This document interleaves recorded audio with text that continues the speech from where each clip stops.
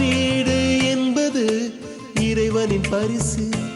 உன்னை புரிந்து கொண்டு வாழ்ந்தால் நீ அன்பென் முரசு.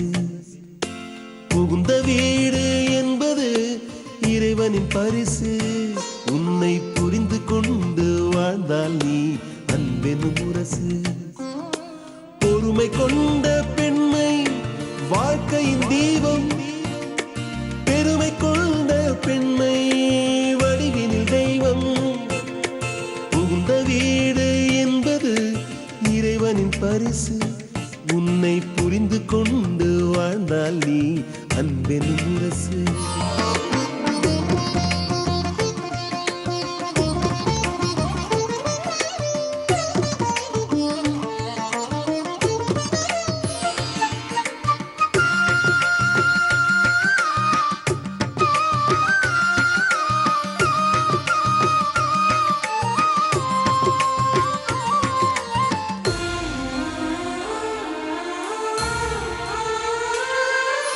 கோலத்திற்குள் புள்ளி போல அவளும் இருப்பாள். கனிவோடு குடும்பம் வாழ தினமும் செய்வாள். பண்பாடு மாறாமல் வாழ்வில் நடப்பாள். சிறு பலனேதும் கருதாமல் சுமையை சுமப்பாள். அடி தாங்கும் இரும்பாக துன்பம் பொறுப்பாள். இடி தாங்கி போல பிறரின் கவலை துடைப்பாள்.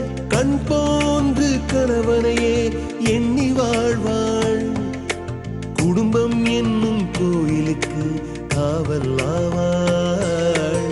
புகுந்த வீடு புகுந்த வீடு புகுந்த வீடு என்பது இறைவனின் பரிசு. உன்னை புரிந்து கொண்டு வாழ்ந்தால் நீ அன்பென் முரசு. பொறுமை கொண்ட பெண்மை வாழ்க்கையின் தீபம். பெருமை கொண்ட பெண்மை வடிவினில் தெய்வம்.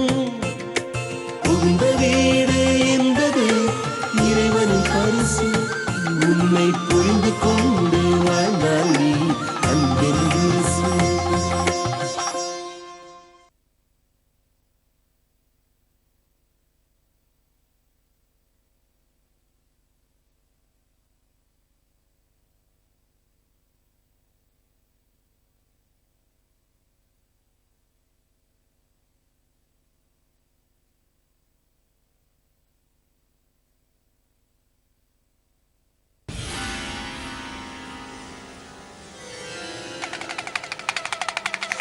கழுத்துக்கு ஒரு கண்டம் புலி போல காத்துக்கிட்டு இருக்கு.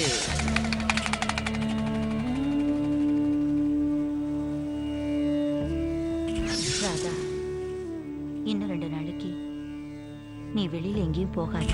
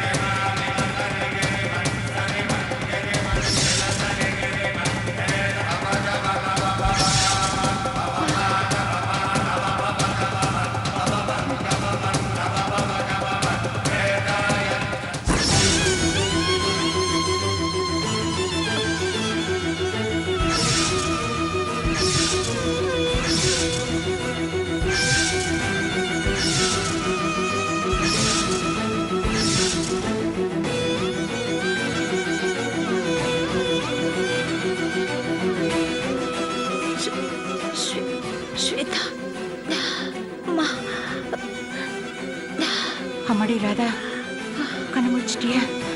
என்ன பண்றதுமா?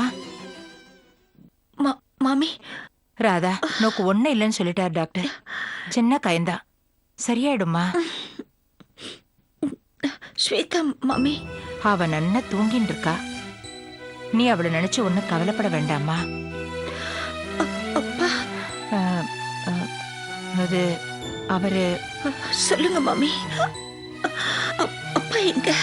நோக்கு இப்படி ஆயிடுத்தே, தாலிச்சேரி வர பறிப்பு எடுத்து, இதனால மாப்பிளைக்கு ஏதாவது ஆயிடுமோன்னு பயந்துண்டு கோயிலுக்கு போய் அவர் பேர்ல அர்ச்சனை பண்ணிண்டு அவ ஆத்துக்கு போய் பிரசாதத்தை கொடுத்து விஷயத்த சொல்லிட்டு வரேன்னு போயிருக்கார். ஐயோ மாமி, அவரை வீட்டுக்கெல்லாம் போவிட்டீங்க? நான் வேண்டான்னு தான் சொன்னேன். கேட்டாதானே. நான் என்னடி பண்ணட்டும்? சொல்ல சொல்ல கேட்காம போயிட்டார். வந்துடுவார், கவலைப்படாத. ராதா,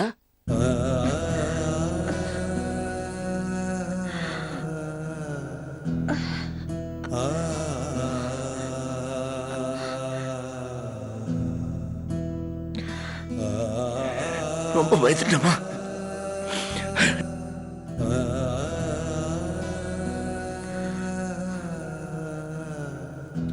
உன் வீட்டுக்கு போயிருந்தேன் சொன்னாளா?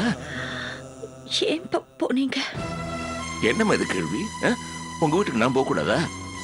அதுவும் இத்தனை பெரிய விபத்து நடந்திருக்கு. உங்க வீட்டுல எல்லாரும் தெரிய வேணாமா? நான் போய் சொன்னதும் பாவம்.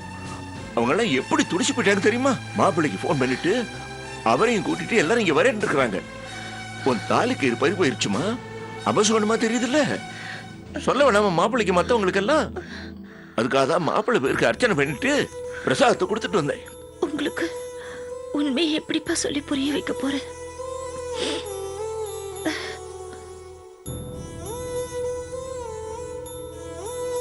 என்னம்மா ஏன் அழற? பயப்படாத, உனக்கு ஒண்ணும் ஆகாது. தலைக்கு வந்து தலைப்பாகையோட போயிருச்சுன்னு நினைச்சுக்க. பாவம்மா, தாலி சீரடா இருந்து போயிருச்சுல்ல. வீட்டுக்காரருக்கு என்ன ஆயிருமோன்னு பயப்படுறா. பயப்படாத, அவருக்கு ஒண்ணும் ஆகாது. உன் கழுத்துல இருக்கிறது உங்க அம்மாவுக்கு நான் கட்டின மாங்கல்யம். அதுக்கு தனி மகிமை இருக்குது. அது எப்படியும் கிடைச்சிடும். உன் வீட்டுக்காரருக்கு ஒண்ணுமே ஆகாது. நல்லா இருப்பாரு, கவலைப்படாத. சரியா? அழக்கூடாது, அழக்கூடாது. தைரியமா இரு, எல்லாம் சரியா போயிடும். ஐயா, உங்க பேத்தி தூங்கி எழுந்துட்டா. எழுந்ததும் அம்மா அம்மான்னு கேட்டு அடம் பிடிச்சிட்டு இருக்கா.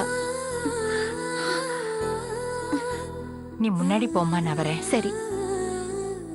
நான் வேணும்னா குழந்தைய பாத்துக்கிட்டுமா? வேணாமா, அது உங்ககிட்ட அடங்காது. நான் தான் போய் சரி பண்ணா. அது வருமா? உனக்கு இந்த மாதிரி ஆனதை ஸ்வேதா குட்டிக்கு நான் சொல்லவே இல்லை. குழந்தை பாவம் ரொம்ப பயப்படும் இல்ல, அதனாலதான் சொல்லல. நான் போய் குழந்தைய பாத்துக்கிறேன், நீ இவளை பாத்துக்க. நீ எதுக்குமே கவலைப்படாத, எல்லாம் நல்லாயிரும்.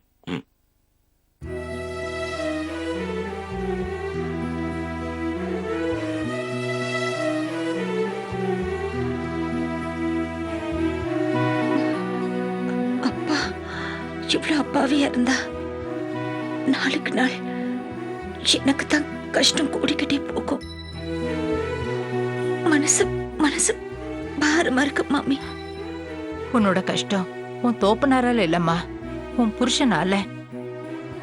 மனசாட்சியே இல்லாம நடந்துக்கிறான். ஆனா நியாயம் தர்மம்னு ஒண்ணு இருக்கே. நீ படுற பாட்டுக்கெல்லாம் ஒரு நாள் பலன் நிச்சயமா கிடைக்குமா? உன் தோப்பனார் நல்லவரா? இப்படியே இருந்துட்டு போட்டுமே. பாவம், நாம அவரோட சந்தோஷத்தை கெடுக்க வேண்டாமா?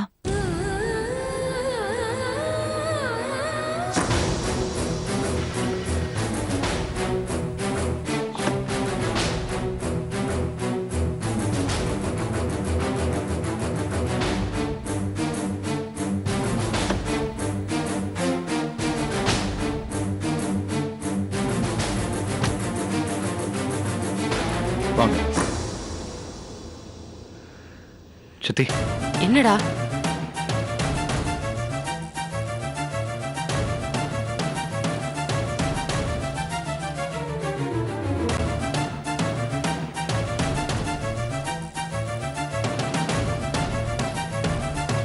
என்ன? ஒண்ணும் இல்ல, ஏதோ ஒரு தோ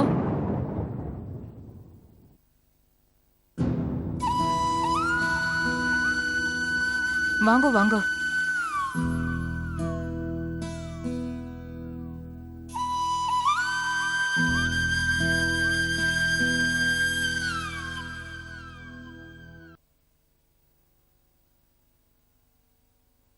ராதா, அப்பா எல்லா விஷயத்தையும் சொன்னாருமா. தாலி சரடு போயிடுச்சேன்னு கவலைப்படாத. நீ எவ்வளவு பெரிய கண்டத்திலேருந்து தப்பிச்சிருக்க தெரியுமா? நீ நல்லபடியா குணமாயி வீட்டுக்கு வந்தா அதுவே எங்களுக்கு போதுமா.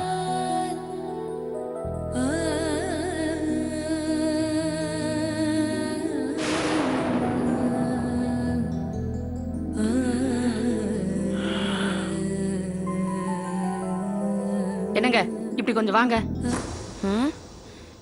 கழுத்தை காட்டு. ரொம்ப ஆழமா? டேய், சரி இங்க வா. சரி சரி. இப்ப இது ரொம்ப அவசியமா? ஏன் எனக்கு இது அவசியம் இல்லையா? ஏண்டிமா இப்படி கழுத்தை கொடுத்துட்டு வேடிக்கை பார்த்துட்டு நிப்பியா? அறுத்துட்டு போனு. தாலி சரடு 6 பவுன். இன்னைக்கு 1 பவுன் தங்கம் என்ன விலை விக்குது தெரியுமா? கவனமா இருக்க வேண்டாமா? இப்ப கஷ்டம் யாருக்கு? நம்ம எல்லாருக்கும் தானே. ஏண்டி இதெல்லாம் கேட்கிற நேரமா அது?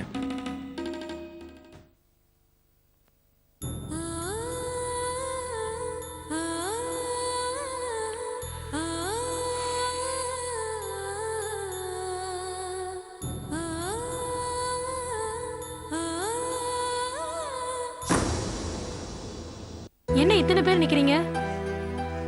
டாக்டர், இவர் ராதா ஆத்துக்கார், மாமனார் மாமியார். ஓ, இப்போ எப்படிமா இருக்கு? பரவாயில்ல டாக்டர். சிஸ்டர், கேஷீட்டும் இன்ஜெக்ஷனும் கொண்டு ஓகே வாங்க. டாக்டர். சித்தி போங்க. ம். ம்.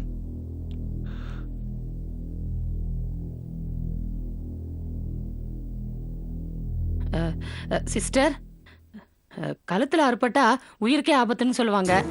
என் மருமகளுக்கு எப்படி? உயிருக்கெல்லாம் ஒரு ஆபத்தும் இல்ல, அவங்களுக்கு சீக்கிரம் குணமாயிடும். இல்ல, நான் எதுக்கு கேக்குறேன்னா, அது வந்து இங்க பாருங்கம்மா, அவங்களுக்கு சீக்கிரம் குணமாயிடும். ஒரு வாரத்துல வீட்டுக்கு வந்துருவாங்க. புரியுதுங்களா? ம்.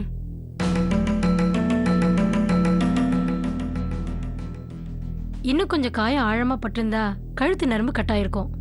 நல்ல வேலை அப்படி எதுவும் ஆகல. கழுத்து பகுதின்றதுனால ஸ்டிச்சஸ் பிரிச்சதும் அந்த தழும்பு தெரியாம இருக்கிறதுக்கு பிளாஸ்டிக் சர்ஜரி பண்ணிடலாம். Okay doctor. மத்தபடி ஷீ இஸ் நார்மல். பயப்பட தேவையே இல்லை. நர்ஸ்,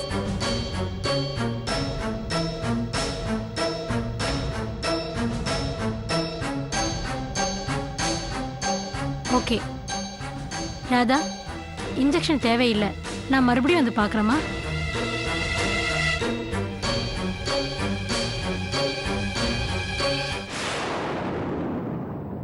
அப்பா கிளம்பலாமா?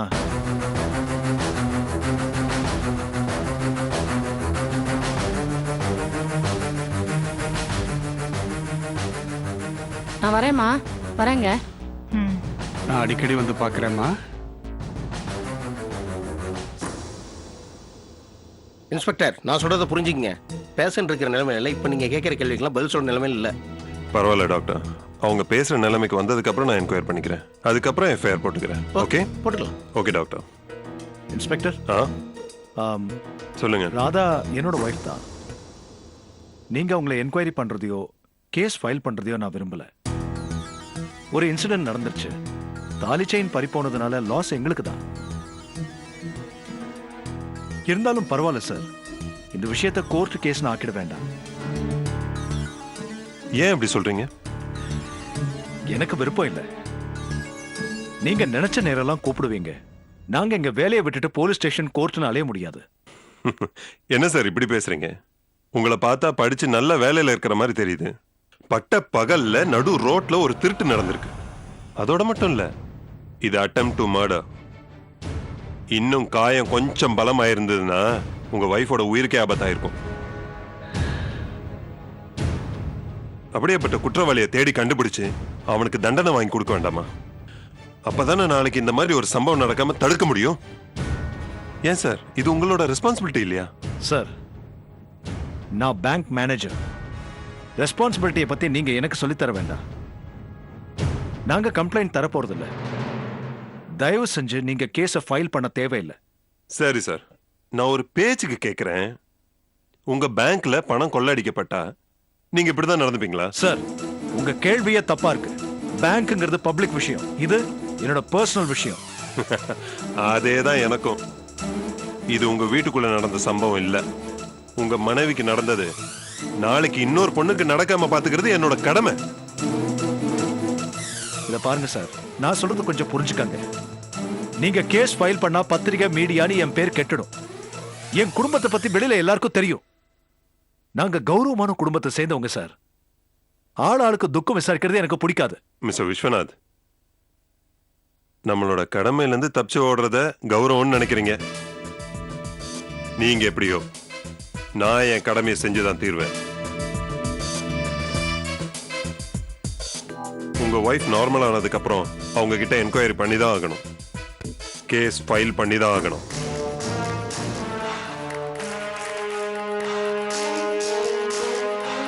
இந்த விஷயம் பத்திரிகையில வந்தா நான் கல்யாணம் ஆனவங்கிற உண்மை அனுஷாவுக்கு தெரிஞ்சிருங்க. விசு, என்ன யோசிக்கிற? இவ்வளோ பெரிய குற்றம் நடந்திருக்கு, போலீஸ்க்கு நம்ம கோஆப்ரேட் பண்ண வேண்டாமா? இந்த பாருங்கப்பா, நான் ஏன் சொல்றேன்னு உங்களுக்கு புரியல. ஆமா, அவ அப்பா எங்க இருக்காரு? ஸ்வேதா பக்கத்துல.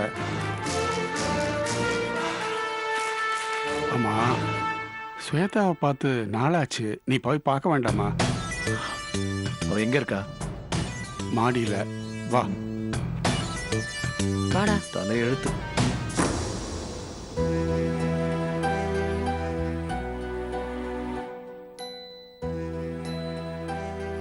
இந்தா பிடிச்சுக்க.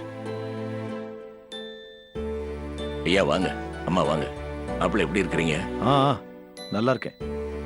இப்போதான் குழந்தை கேட்டுக்கிட்டு இருந்தா எங்க அப்பா எல்லாம் வரலையேன்னு. 100 ஐஸ் உடனே வந்துட்டீங்க. தாலி சீரடு அறுந்து போச்சு. எனக்கு உடனே பயம் வந்துருச்சு. உங்க உடம்ப பத்தி எனக்கு கவலையா போச்சு. உங்களுக்கு எதுவும் நடந்துடக்கூடாதுன்னு அவசர அவசரமா கோயிலுக்கு போய் உங்க பேருக்கு ஒரு அர்ச்சனை பண்ணேன். பயப்படாதீங்க மாப்பிள்ள, ஒன்னும் ஆகாது. அப்புறம் இன்னொரு முக்கியமான விஷயம், ராதா கடிபட்ட விஷயத்த நான் இன்னும் குழந்தைக்கு சொல்லல. வாங்க வாங்க. ஸ்வேதா குட்டி, அப்பா காணும் அப்பா காணும் தேடிக்கிட்டு இருந்தேல்ல, பாரு யார் வந்திருக்காங்கன்னு. டாடி,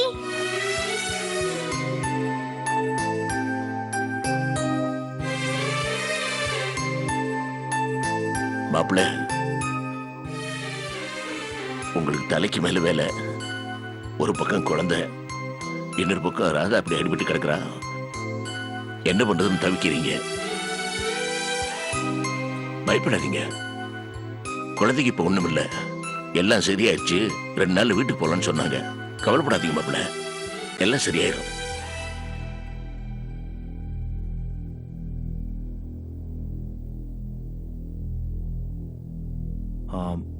மாமா, நீங்க இருக்கிற தைரியத்துல தான் நான் என் வேலையில கவனமா இருக்கேன். அப்புறம் ஒரு முக்கியமான விஷயம் சொல்லுங்க. ராதா விஷயம் போலீஸ் கேஸ் ஆயிடும் போல் இருக்கு. போலீஸா? நான் வேண்டான்னு எவ்வளவோ சொல்லியும் இன்ஸ்பெக்டர் கேட்க மாட்டேங்கிறாரு. இந்த விஷயம் பேப்பர் மீடியான்னு வந்தா நம்ம குடும்பத்துக்கு தானே அசிங்கமா இருக்கும்.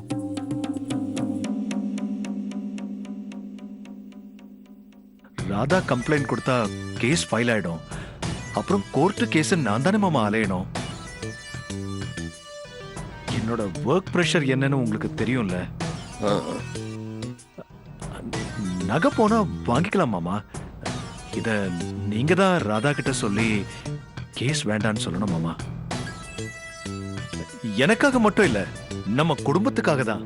புரியுது மாப்பிள்ள, நீங்க எதுக்கும் கவலைப்படாதீங்க. நான் ராதா கிட்ட சொல்ற மாதிரி சொல்லி புரிய வைக்கிறேன். சரி மாமா, நாங்க கிளம்புறோம். அப்பாக்கு டாட்டா சொல்லு. டாடா. சம்மந்தி, அப்ப நானும் கிளம்புறேன். வாங்கம்மா. டாடா. ஸ்வேதா குட்டி, தாத்தா போயிட்டு வரட்டுமா? டாடா. சம்பந்தி, நான் கிளம்புறேன். சரி சம்பந்தி, நான் பாத்துக்கிறேன்.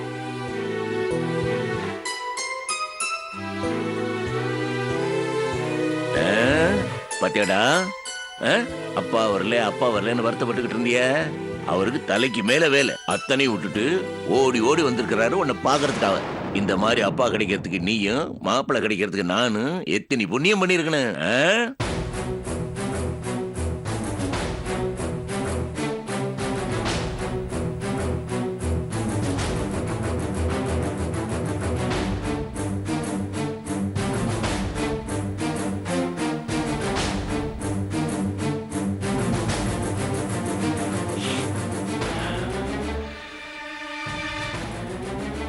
விசு, வா போலாம்.